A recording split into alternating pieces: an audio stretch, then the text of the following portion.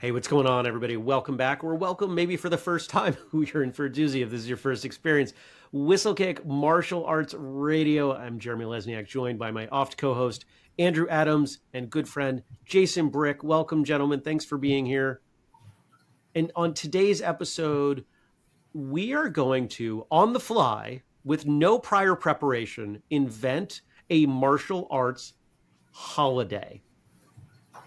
We're dropping this episode Christmas of 2025, and we think, and even if you don't think, we think it's going to be fun to do this. And if you stick around, you will probably laugh, maybe with us, maybe at us.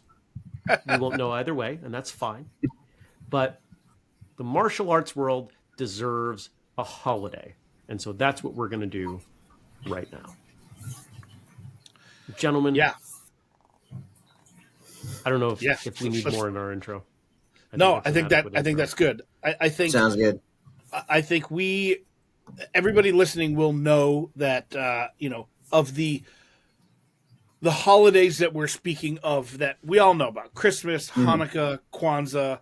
Some I'm sure there are lots of others out there as well that we are not aware of. Right? There are lots of there are people from some more.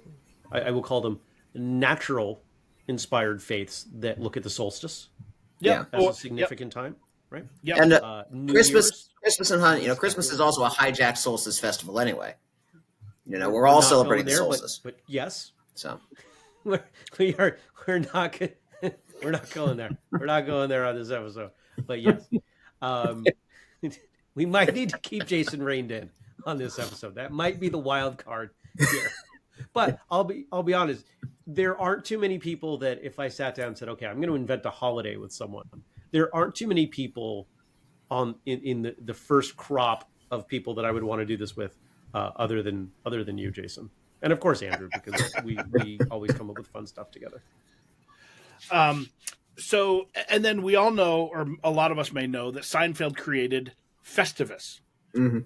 Right, they created this holiday, and I was mentioning earlier that a comedy podcast I listened to created their own holiday called Candle Nights, and they created a lore, and there's Terry the gift-giving dragon, and they have this whole theme around Candle Nights, and so I think it would be fun for us to do a holiday themed martial arts themed holiday that we can all celebrate at this time of year. The only thing that I feel strongly about initially is that it needs to involve horse stance. Okay. I think the first thing though is we need a name. What are we calling our holiday? See, that's not where my brain goes first. My brain says it needs to involve horse stance. And then because that's important, I don't know where the horse stance is. I don't know who's doing horse stance. I don't know if it's in celebration. I don't know if it's punishment. I don't know if it's in exchange, but it needs to be there. And that's all I have to start with. Okay. We can do horse stance. Jason, horse stance? Horse stance, absolutely. Okay, hang on. If we're doing horse stance, maybe our most holidays have a mascot of some sort, right?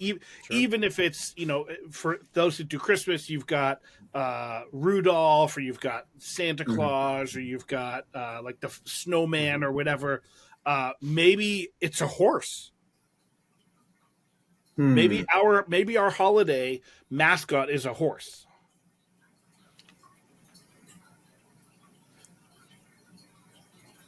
Is without other criteria, that's as good as any.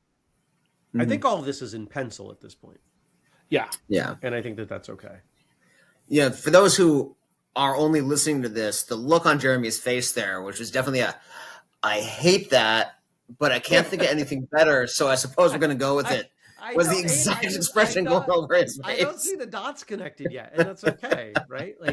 Honestly, this is how Andrew and I develop just about everything together, is we throw stuff against the wall and eventually, it's a Rorschach of, a bird. So maybe you should look at a mascot, talking about who's going to be primarily celebrating this holiday, because you got the martial arts students, we got martial arts school owners, we've got martial arts fans who've never set foot on the deck, these all have very different relationships with this, with the spirit of the holiday, as it were. And so maybe you need to drill down on that a bit. What if it was a holiday that schools could celebrate as an excuse to come together, like after training? In the same way that, I don't know too many people that dress up in red and green uniforms and train. There's martial arts schools that do anything related to Christmas. It tends to be a social engagement. What if this holiday was an opportunity for martial arts schools to get together socially and not train and have fun? Now, are we going to address the fact that for many, many, many school owners all over the country, probably the world, but I don't have experience outside of it, that 2 weeks you close the school at Christmas time is the only vacation you get? So the last thing in the world you want is to open the school for another day? Well, nothing says this holiday has to occur at that time. During those 2 weeks. Yeah, maybe do a January 1st kind of thing, hungover horse dance kind of vibe. Well, where you get it back together, knock the rust off, and get back into training, start the year strong. Is that the vibe we're going for? Who's to say that whatever holiday we're coming up with has to be celebrated on this particular day? It could be, you know what, Jeremy, I liked your idea of a get-together social thing. It makes the name I was going to suggest not so useful, because I was thinking of like Fistmas. Okay. Very Fistmas. I wholeheartedly veto that. Nobody Google that. I didn't. Yeah. Nobody giggle or Google Fistmas. The age rating on this episode just went through the roof. Kicksmas Day. I'm so sorry, everyone. Kicksmas Day. There it is. Needs a disclaimer now. But it doesn't fall on a single day. We could go on the first day of Kicksmas, my true love gave to me a black eye. That feels awfully That feels. I think that's still. I don't want it to piggyback on Christmas. I want it to be able to stand on its own. Okay, but the point I was making, though, is that it doesn't have to be January 1st. It could be we are celebrating whatever holiday we're calling it. Our dojo is celebrating it on this day, and this school is celebrating it on that. It can be, you can celebrate it whenever you want to. It doesn't have to be a certain day. I think that depends on how serious we want this to be. Like, if we actually wanted this to take root, I think it would have to be on maybe not the same numeral day, but the same relative day. Like the third Saturday of the month of May or whatever, right? Like, because I don't know any other holiday that people celebrate other than birthdays or anniversaries, right? Like individualized. Those are different, but they're still the same. It's still every year on this date. I just realized the UK beat us to it. They have Boxing Day. Canada has. Okay. Yeah, Canada has Boxing Day as well. Yeah. My camera right now. Okay. And to the audience, this is why Jason needed to be here. Okay. If it's going to stand on its own, I think the date could be arbitrary. We could find that at the end. Unless there is some seasonality to it. Pardon my yawning. Unless we think about it as like, there are outdoor things versus indoor things, right? If there are outdoor things, we might not want to throw it at, February 1st. Because for a large portion of the world, that's very cold. Yeah. So maybe talking about the spirit of the holidays, where to start. For example, I kind of mentioned earlier, if it's that we're getting back into training after taking a few days off for the holidays, because a lot of people do fall off the wagon during the holidays with their training. And so it's hey, let's all get together on this day and get to work. In a horse. Dave McNeil of Goju Shori had a thing for on the weekend of the first weekend of the month of the year, each year, you did a number of push-ups, sit-ups, and squats equal to the current year over the course of a day or two. And that was just kind of his organization's way of knocking the rust off from the holidays and getting back to it. So that might be one appropriate theme, but maybe there's other and better.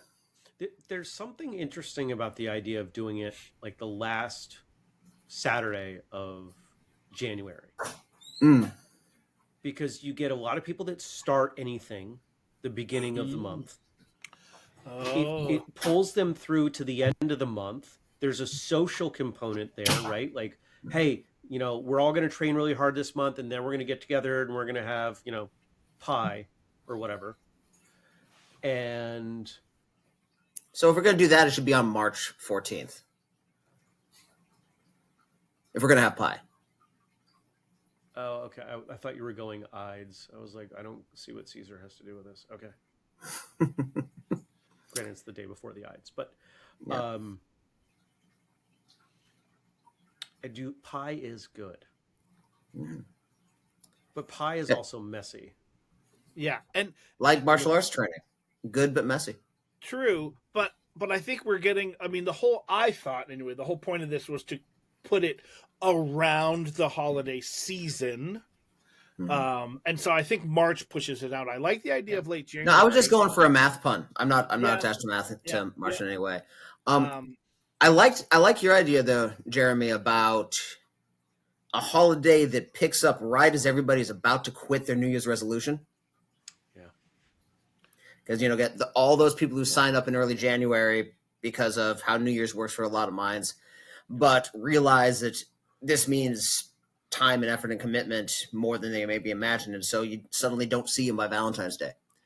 Yeah, if the traditions that we wedge into this are fun enough that it pulls people through, I think for a lot of people, if they start training in early January, it's going to be their first social time with people.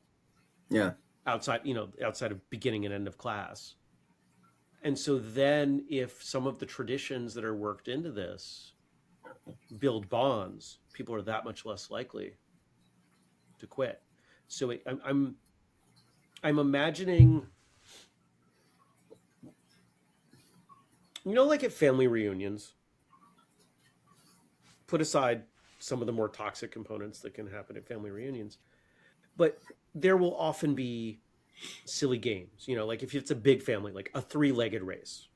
Mhm. That's not serious training or exercise, but it's some movement, it's fun, but it's still the primary component is still everybody's getting together to, in theory, enjoy everyone's company.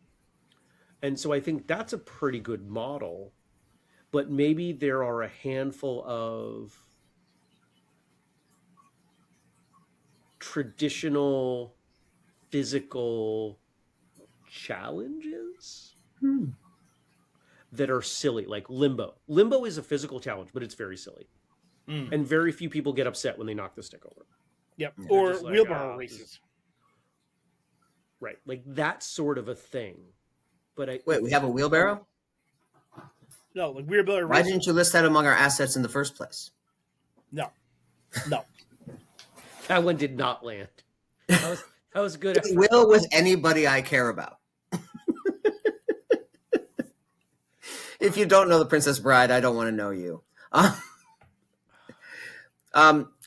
Pinata seems on point for a martial arts school.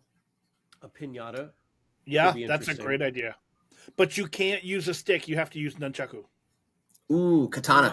Not every school does that. Not every school is going to use. I think if this is going to be a whistlekick sponsored event, it needs to be as style agnostic as possible. Okay. So weapon of your choice. Doesn't have to be a stick. Could be. Or you can kind of do it with a reverse limbo style where the pinata starts low and you have to break it with a kick, and the pinata gets higher and higher with each round. Have you ever tried to kick a pinata? Yeah, there's this whole really thing. hard. It's really difficult. Yeah. And I don't know that we want to set schools up to have to break the tradition because they're going to be there for an hour. Fair enough. As small children kick a pinata unsuccessful. Yeah. Fair enough.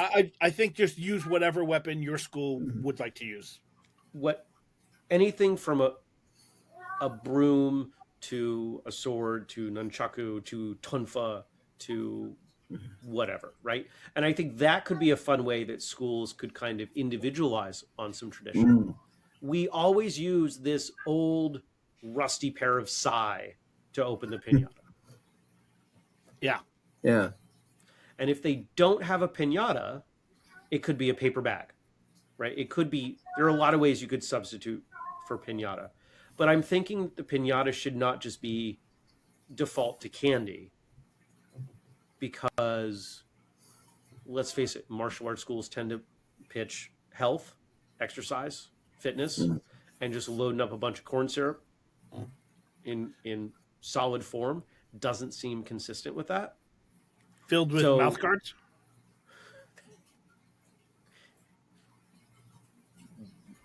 What if it's half food and half something else? What if there are things that are, what if there are certain what if there's a thing in there that is not, there's, they can put whatever they want in, but there has to be one thing, and that's the thing that everybody's trying to find. Oh, like the baby and the king cake. I have no idea what that is, but sure. Oh, okay.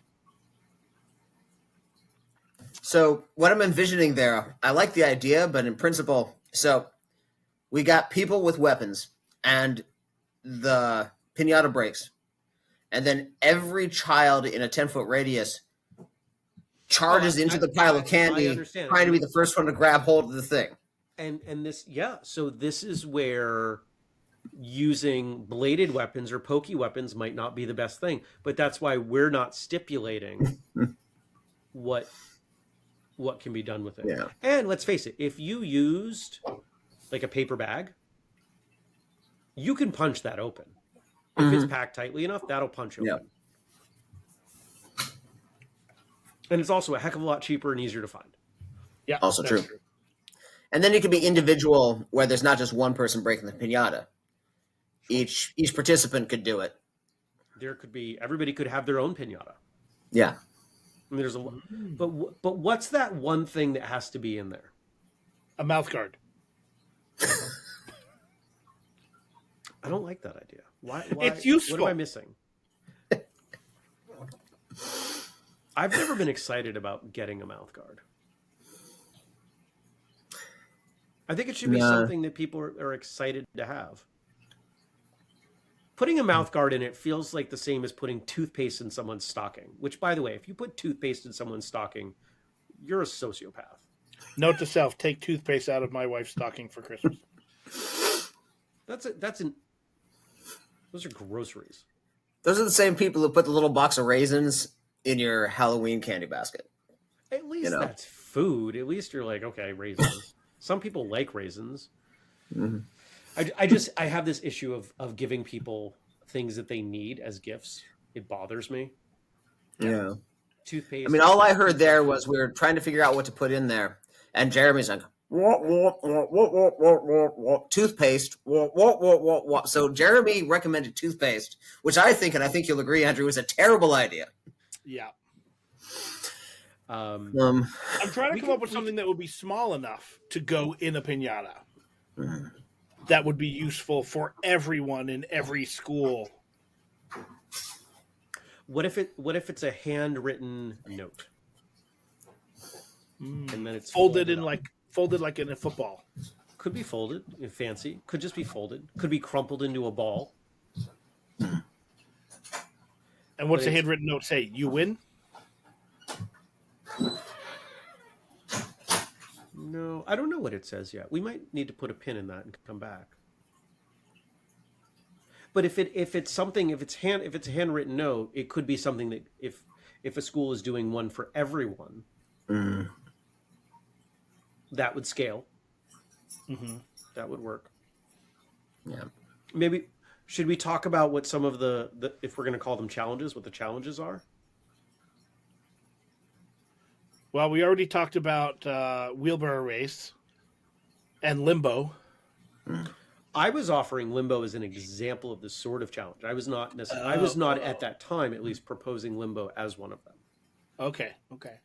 Now we're going to want to keep these tightly focused on martial arts and martial arts related, or more just fitness and general related, or fun in general? I think enjoyable to do and observe is the most important part.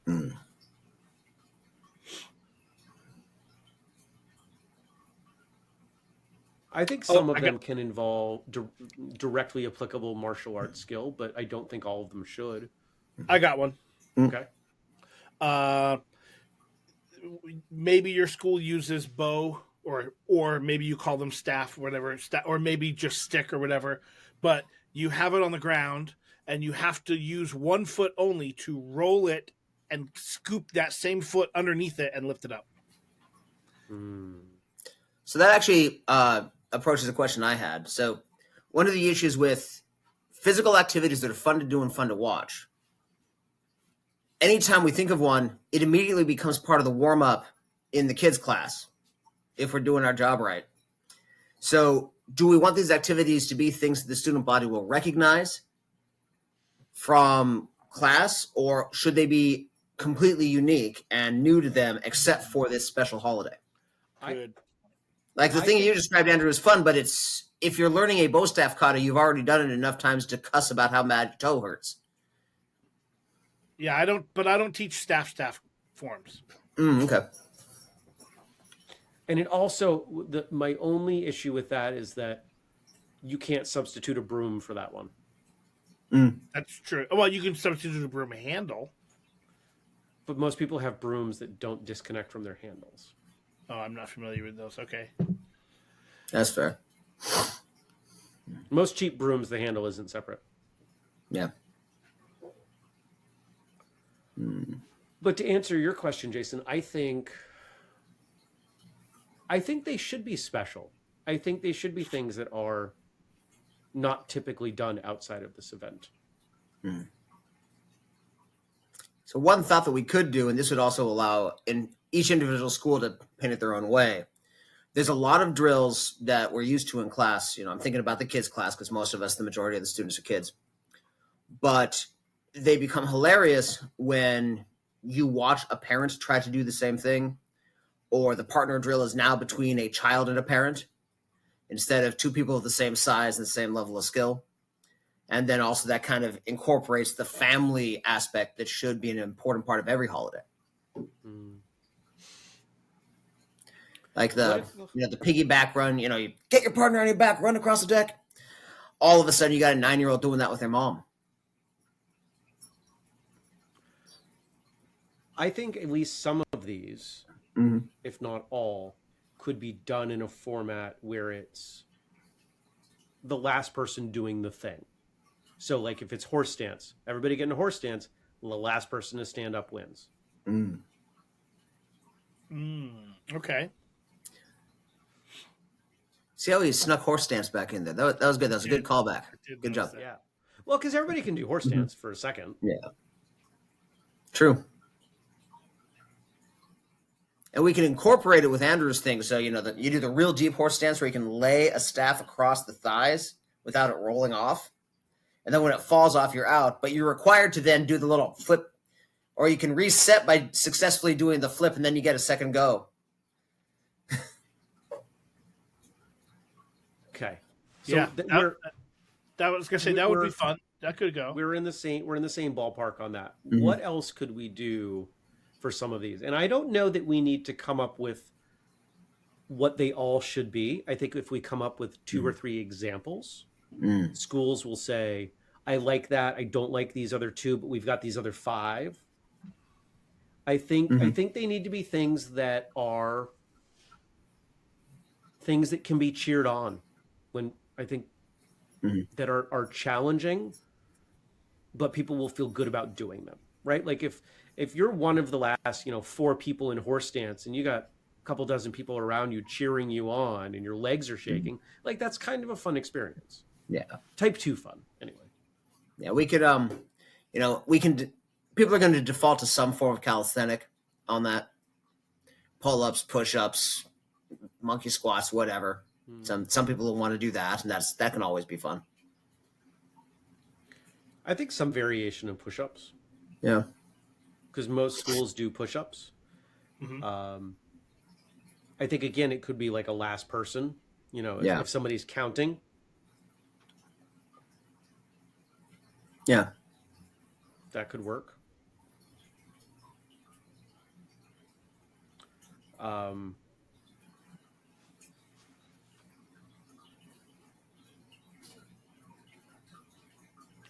What's the horse's name? Our mascot, our horse mascot needs a name. I'm all about names. Okay. You rode in on. No, No, the horse you rode in on. no, I don't No. like that name. I knew where you were going. I know you got it. I got It's it. I'm clever. trying to look It at is this more. clever. But it's a little Yeah. vulgar for kids class. Although sometimes it's fun to have something like that. You change the spelling, and then when the kid's like 17, they go, "Wait a minute." That's a fun Christmas tradition.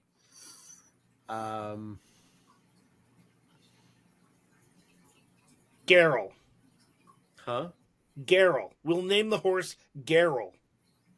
Geralt? Yeah, I don't know. But why? Why is Rudolph named Rudolph? We don't know. It's just a name. But it's at least an actual name. Yeah.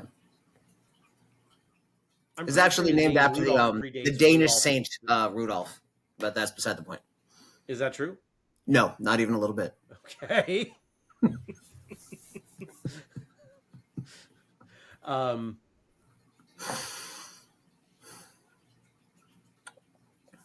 I mean, every name is a name. It just hasn't been used yet. But I think, when See, you that attitude is how you get people named Jason to spell like Gwyzyn, like kids are doing these days. And it's, Oh, nice to meet you, Jason. yeah. You got to say it with feedback. What is the purpose of the mascot? What is its role? Is it going to be arbitrary story, or is it involved? He's is the somebody- bringer of the piñata.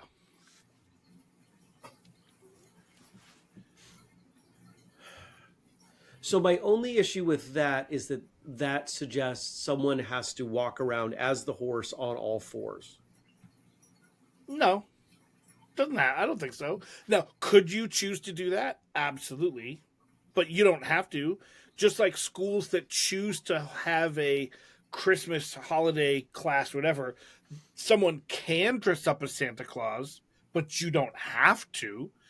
If you want to dress up as a horse and run around your school, you can do that, but you don't have to. But Garyll, the piñata bringing horse, could just be a picture on the wall. And Andrew sold me Garyll the pinata bringing horse is very funny to me. I'm in. All right, I'm outvoted then. Okay. So we've got the mascot. It has a purpose. It has a name. Now, would he wear his black belt just above the first set of hips or the second set of hips? Right around the belly. Okay, kind of in between on the belly? Yeah. Okay. Yeah.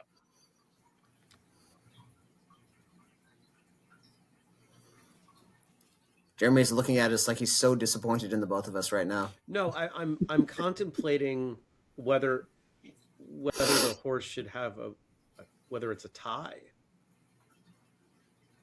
And is tying a belt differently?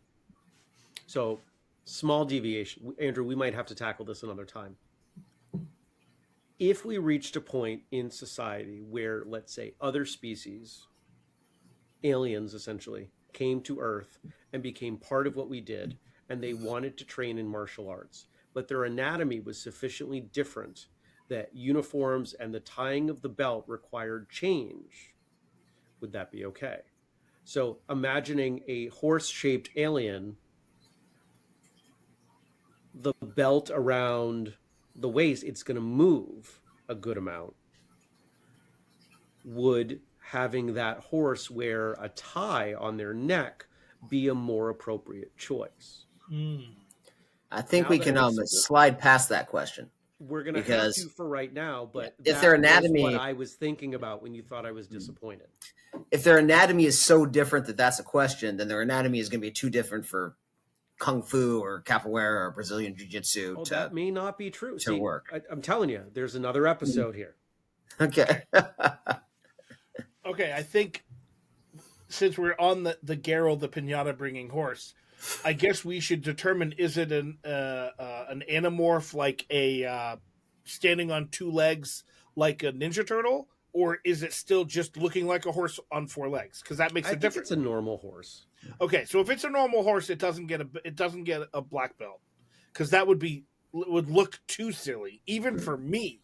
But a tie, I could see a tie on a horse. Now, devil's advocate there, anthropomorphic, standing like a human horse, slides by Jeremy's issue about somebody having to wander around on all fours all evening. That's true. It does make it easier if someone chose to dress as Garyll.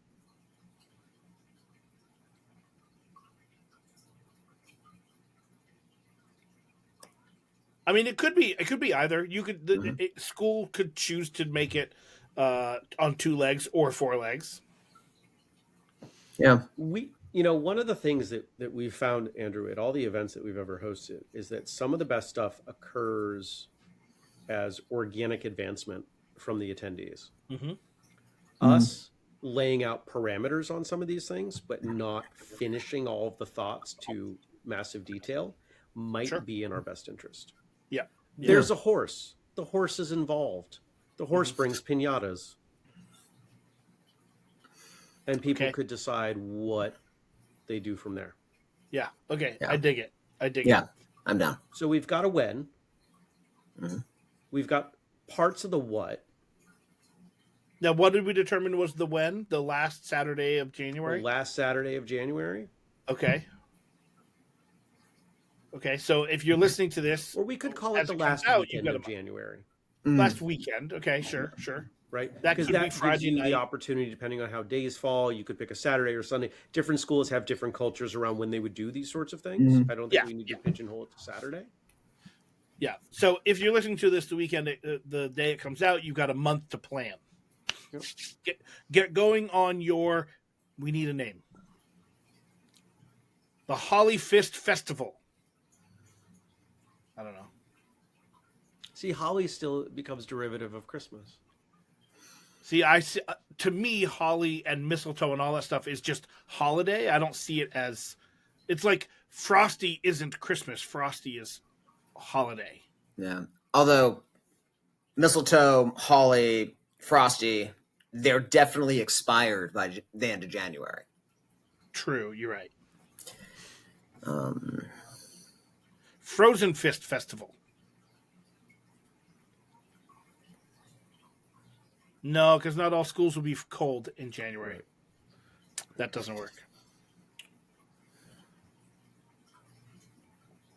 What if it's something around the word training? What if it's even though the heart of the event is not, the holiday is not just about training. Training is the thing that everyone has in common. Because if we're grapplers, we might not spend a lot of time with a closed fist. Yeah. So I'm trying to think of something because, the kind of underlying purpose is to re-energize the New Year's resolution crowd. Right. But resolution is a really clumsy word for throwing into a holiday name. Maybe something about momentum.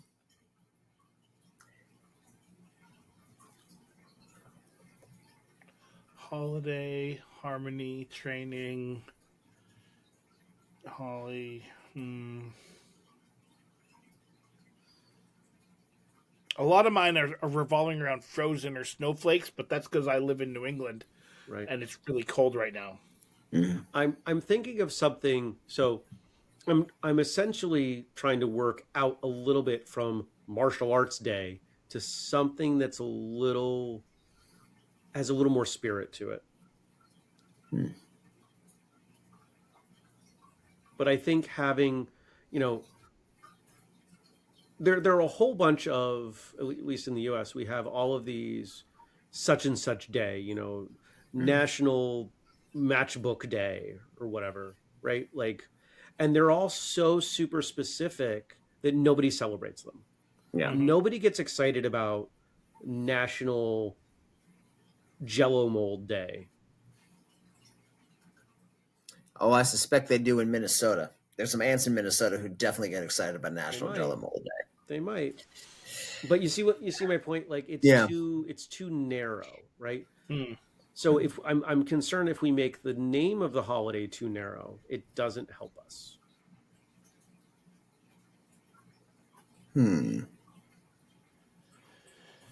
Are we okay using the word winter? Point of order. I don't know. In Australia, do they refer to January as winter only it's warm, or do they refer to it as summer? Oh, that's a good question. When is it winter in Australia? June through August. So that All right. So the word winter is out. Yeah. Mm-hmm. Okay. So we are stuck looking at nomenclature around the new year. What if it's something that kind of commemorates the month? It commemorates the month of training. Second month. Or first month anniversary or right? What about okay, this is probably dumb, but what about re-resolution day? It is dumb, but I like where you're going. Yeah, I do too. Name of the follow-up to my autobiography.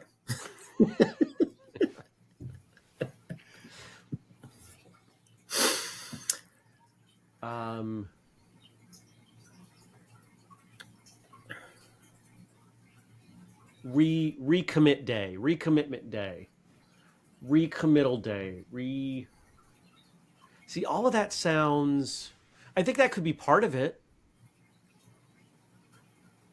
but all of that sounds very formal. Yeah. And I don't think is the spirit that any of us would want in this. Yeah, we want it to be more fun. Yeah. As only standing in horse stance can be. Yeah.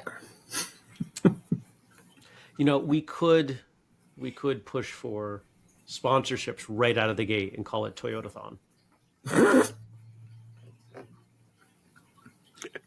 Funny, Got both but of no. you to laugh on that. That's good.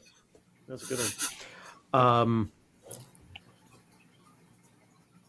I like the idea of some manner of reflection, even if it's not a large component of the day, reflecting on your training, because that would apply equally to people who are brand new and people who have been training for a while. Andrew, to the audience, if you've not attended All In Weekend, there's a component in our programming at that event that involves some reflection. It's not always the same reflection, but we found that to be a very powerful thing. Yeah. And for a large portion of the attendees, it ends up being quite significant, and for usually one or two, more significant for them than any of the physical stuff we do. Yeah. So I think working that in would be really cool. I mean, we were talking about commitment, but what about just reflection?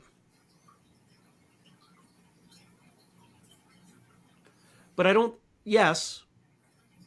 Is that the core component of what they're doing, though? I don't know. If we go back to what we were saying towards the top, we were talking about this as being primarily an opportunity to get together and socialize and smile and have fun. Although that often lands very well, where for the most part, you're here to have fun, but you take a few minutes kind of near the end of it and get serious for a little bit and then do one more fun thing before the break. Yeah. You look at all the really good keynote speeches and whatnot, that's typically what they do. So it can be both. ¿Por qué no los dos? What if it's Martial Arts Reunion Day? That works. And that could an opportunity to invite people who used to train to come back. Yeah. Yeah. In a non-training context, like to rebuild some bonds. Yeah. And if you're a martial artist for a long time, that's what the big recurring conventions and training camps feel like. Yeah. It always feels like a family reunion. Okay. Playing devil's advocate now, does it make more sense to not be the end of January and be the beginning of January when people who are off at school come home and are home for the holidays? There is never going to be a perfect day. Yeah. You're right, but that's why I was playing devil's advocate. That doesn't. And I like where you're going. My question, the first place my question goes is, who is the more important demographic to serve? The college students who are home on break, or the people who started training, and this becomes the end of their first month. But it's not much of a reunion for them, then, is it?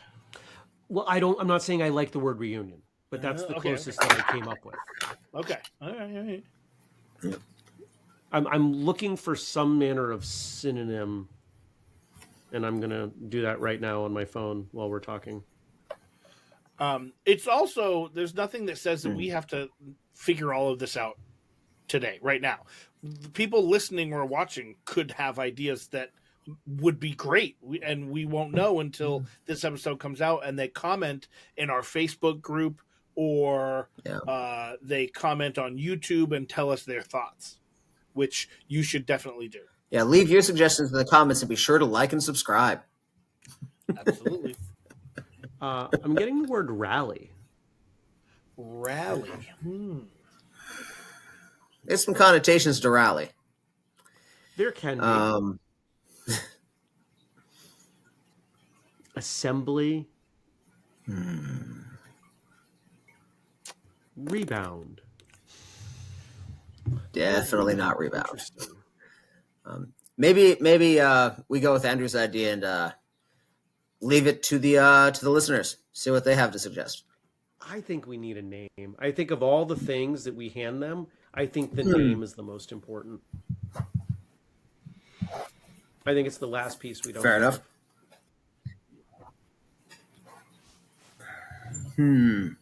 Keep talking. I'm...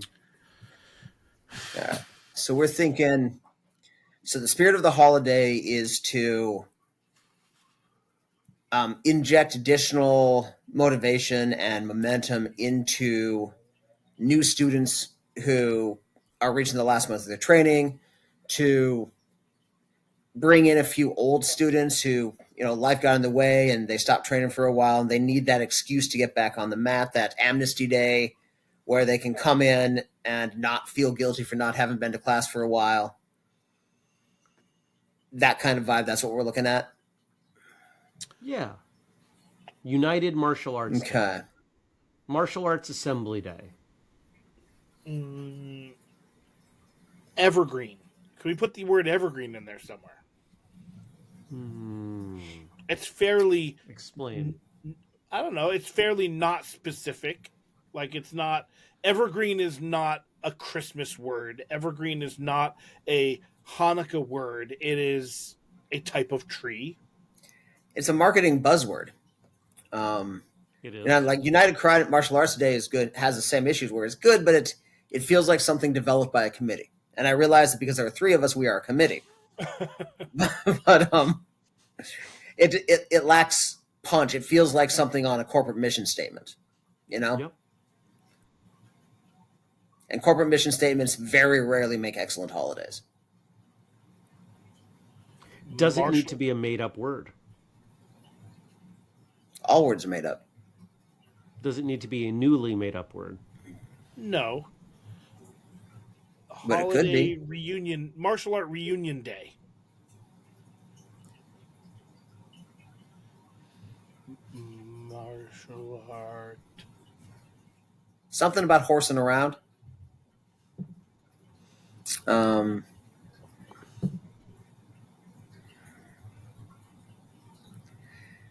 Something, maybe a made-up word that feels like reunion, rejuvenation, recommitment, re-energizing, but we make up the word or there's a perfect word.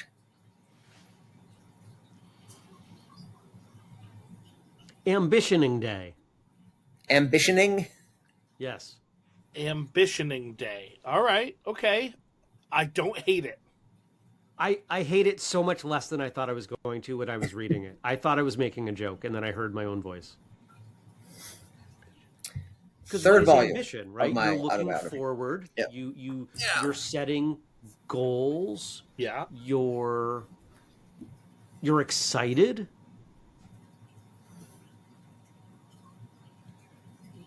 Garyll the pinata bringing horse for Ambitioning Day. That may be the best sentence in the English language I've heard all year. You know what's great though? We know that's the first time that sentence has ever been said. One hopes. One really hopes. Okay, so we've got a when, we've got the roots of a what. There should be a tradition that is also playful in there. So like the cliche, the tradition at weddings when people stuff cake in their each other's face, right? When the bride and groom stuff, right? Like that's funny. Now, not everybody does it, but it's that's the sort of thing I'm looking for. That it's not serious. We should have at least one of those kind of threaded in there. It's the one day of the year that. Yeah. So the low-hanging fruit there is something like the Gatorade on the coach, where the sensei, something funny and mildly humiliating happens to the sensei. See, I was Whereas the thinking one day of the year, Oh. yeah, I was not looking full at on it- humiliating, but you know what I'm going for. Because I think if it's gentle, playful, and fun, yes. I do like the idea of low ranks being able to do something to higher ranks because it's the one time that the tables get turned. So if you're the lowest rank, you have the most opportunity. See, I was thinking of something. I mean, going something the other about way. the white belts get to distribute push-up penalties to upper belts. I don't see that one playing out well. Andrew, what were you saying? I was thinking something more along the lines of the tradition is.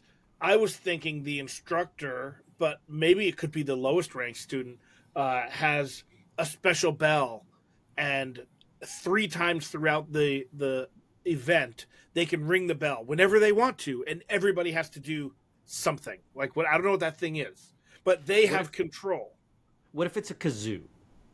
Sure, could be a kazoo. Yeah. The lowest ranked student gets a kazoo. Lowest rank. Nothing gets worse by giving a kid a kazoo. I'm right there with you. Lowest rank student or students, right? So that's probably that first crop, right? So that if for anybody who started in January, that's going to be that group of students. So that's giving them some opportunity. But or maybe do it where the newest student gets the kazoo and they get to do the thing once. And then their job is to find the next newest student and give them the kazoo. I'm going to need some hand sanitizer. But, and then the tradition is it works its way up the ranks throughout the day. There's nothing that could go wrong with this in the post-COVID era. That's why I was thinking bell, but okay. Yeah, that's a good point. I like bell for sanitary reasons more than I like kazoo. Although I think kazoos are a much funnier choice. Yeah. Like, every time okay, here we go. The thing that whatever somebody has to do can be school specific. In our school, when the bell is rung, everyone of a certain rank and higher has to do a jumping kick, or has to. Maybe I'm a BJJ school and they have to do a sprawl immediately. The bell rings, boom, they got a sprawl. What about this? What if it's a charitable thing and there are baskets or cups or whatever with the names of the upper tier of instructors. And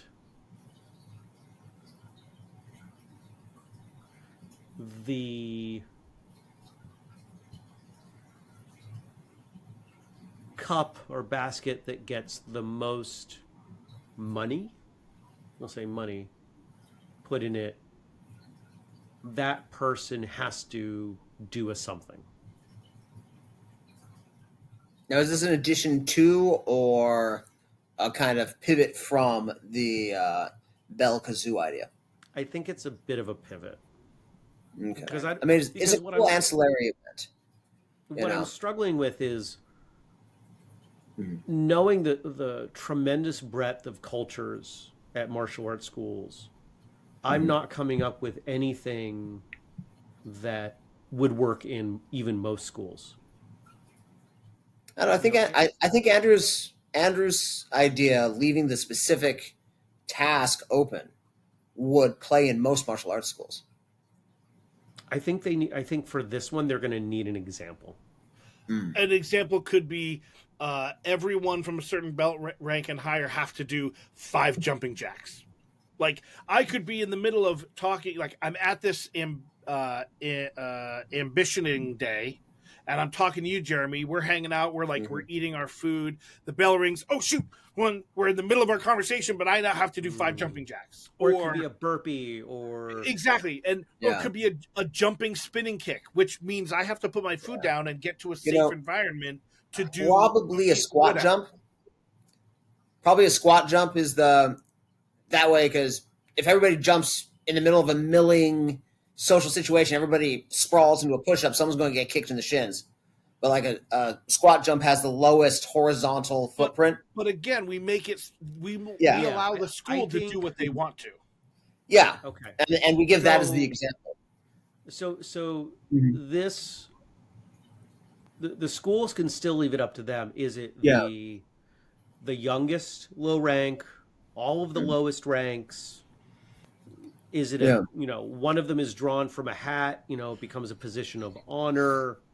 I actually liked Jason's idea of you're the newest student. Age has nothing to do with it. Newest student, you get to ring the bell once, and then you give it to you have to find who the next person is.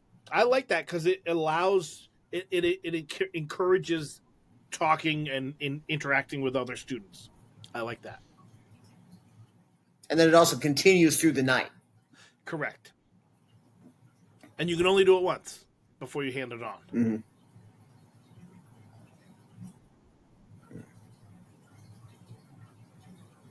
Jeremy's thinking. I can see the gears turning. There are things I'm thinking. I think they're getting too complicated. I like the idea, but something tells me it's like 90% there. Like I'm trying to find that last 10%. But I think it's good enough that we. So, does this feel like a complete holiday? There should be a traditional food. Every holiday worth having has traditional food. I think that is going to be where do we want to go with that? Difficult. So I think the answer is nachos. The answer is always nachos. And that's like 90% of questions. Yeah. I had nachos for lunch today. How were they? They were very good. Now, the reason I think nachos work is because nachos are actually more of a construct than a literal result. And here's the proof. Have you ever had nachos with tater tots? If you haven't, it's amazing. Yeah, they're called tachos. They're called a number of things. But the point being, they don't stop being nachos because... Is poutine technically nachos? That sounds like is a hot dog a sandwich? It is not. It is. Yeah. It is not. It satisfies all the conditions of a sandwich. Yeah. Guys, I may have to go. My Canadian wife heard me say that about poutine, and I might be in trouble. That's fabulous. Yeah, okay. I'm okay with nachos. The traditional food on Ambitioning Day is nachos. But nachos could be any number of things. Yeah. And if a school got ambitious, they could even have a deviant nacho contest. Who can push the envelope as far as possible without breaking the envelope on what is a nacho exactly. The notion of nachos does make some really fun things. You could have nacho like contest, right? Who makes the best nachos or the most creative nachos? Hot sauce, Like our Beanie hot sauce Weenies nachos? challenges around there. What's that? Our Beanie Weenies nachos. It's protein and sauce on a carbohydrate. I don't know what those are. Is that how it's when you cut hot dogs up into baked beans and you cook it and give it to kids? Oh no, it's not. That's not nachos. No, there's no Sure? cheese. How about chili mac? There's no. No, it's just chili. No, I think in order for it to be Mac and nachos, cheese the has got entirety cheese. of the thing has to be cooked at once, and it has to become a solid entity. Okay. I think the moment liquid is involved, it's no longer nachos. Then what about queso? Like queso sauce? That's a liquid. Queso is something you might dip nachos into. Queso is not nacho. It's not an integral part of the nachos. Okay, fair enough. Yeah, I think we're good. I think we're good on this. Okay. So we got a horse eating nachos is what we're saying. So let's recap. We have Ambitioning Day. It is the last weekend of January. It is meant to be a light training activity, high social gathering, martial arts themed event. The mascot is what again, Andrew? Garyll the pinata bringing horse. Geralt the pinata bringing horse. One of the highlights of Ambitioning Day is the breaking open of the pinata or pinatas. Pinatai? Pinatas. I think it breaks Latin declension. Oh yeah. I don't think we know the rules, especially since it's a Spanish word.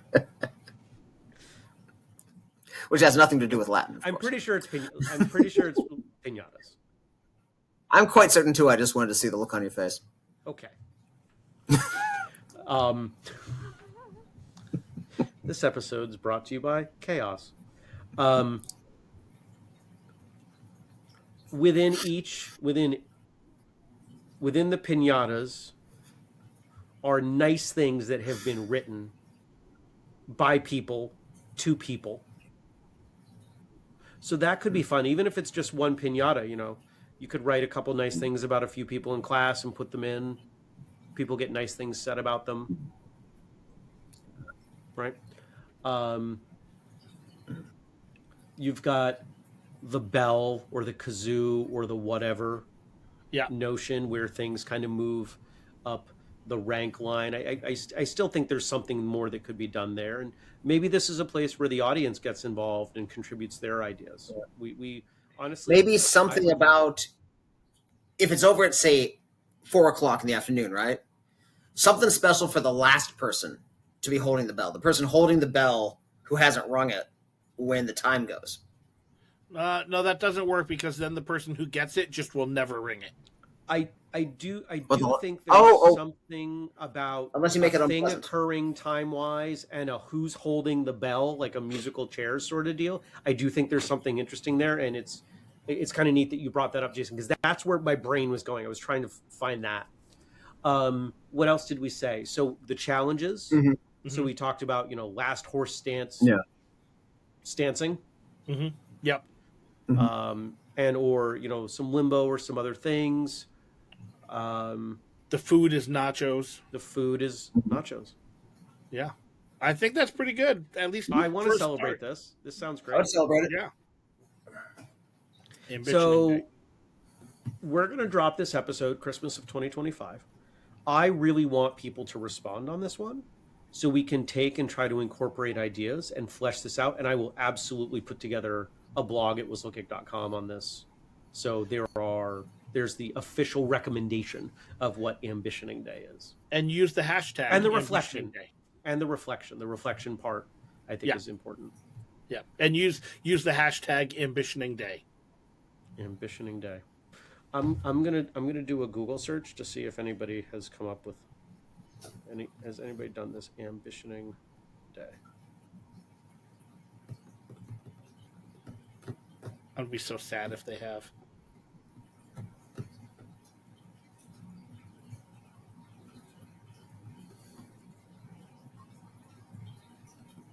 Okay, there is Ambition Day. Okay, we're Not good. the same I'm thing. not finding anything with ambitioning. All right, I'm going to do one more check. Should have done this before.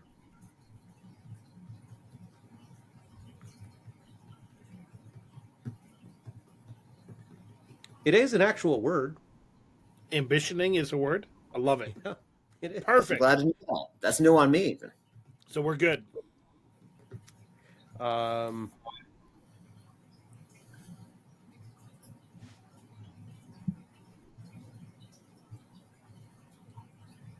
Yeah, I don't.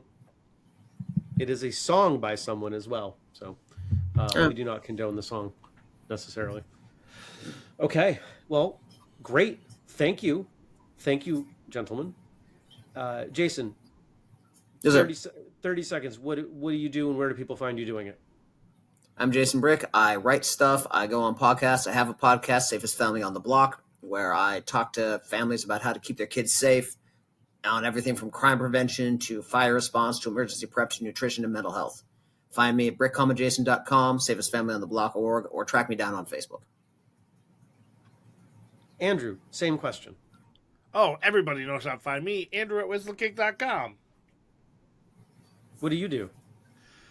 I do all kinds of things. If you're listening to this podcast, you likely know the things I do. I produce this podcast. I drum all over New England, and you can email me at andrew@whistlekick.com.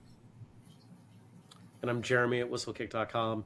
And most of my time is spent helping martial arts schools grow. So whether it's Whistlekick Alliance or the consulting work or any of the other things that we do, if you have a martial arts school and you say, hey, I would like to have a larger or more financially successful or less stressful martial arts school, I think you should talk to me.